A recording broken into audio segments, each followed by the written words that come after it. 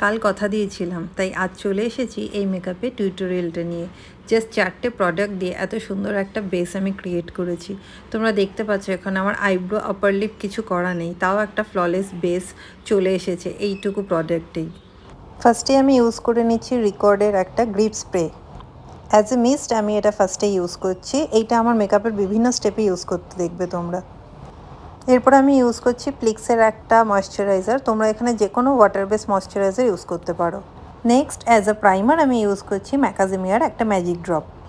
এটা ইউজ করার কিন্তু একটা প্রপার টেকনিক আছে। এটা আমরা ময়শ্চারাইজারের মতো স্কিনে ব্লেন্ড করে দেবো না, এটা একটা স্টিকি টেক্সচার ক্রিয়েট করবে আমাদের স্কিনে। নেক্সট আমরা ইউজ করছি একটা ম্যাট ফাউন্ডেশন, যেটা রিকর্ডের। একটা কথা মাথায় রাখবে, সামার মেকআপ কিন্তু ম্যাট ফাউন্ডেশন ছাড়া কোনো মতেই পসিবল না। নেক্সট আমি আবার সেই সেম গ্রিপ স্প্রে ইউজ করে আমার কাঁচা বেসটাকে লক করছি। স্প্রেটা ড্রাই হলে তার ওপর আমরা কম্প্যাক্ট অ্যাপ্লাই করব। ব্যাস হয়ে গেল আমাদের বেস রেডি। এরপর কন্ট্যুর, ব্লাশ, লিপস্টিক আর আইশ্যাডো দিয়ে মেকআপটাকে কমপ্লিট করে ফেললাম।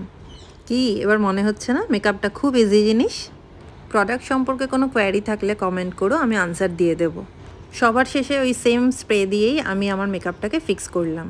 তাহলে টিউটোরিয়ালটা কেমন লাগলো সবাই নিশ্চয়ই জানিও। আজকের জন্য টাটা।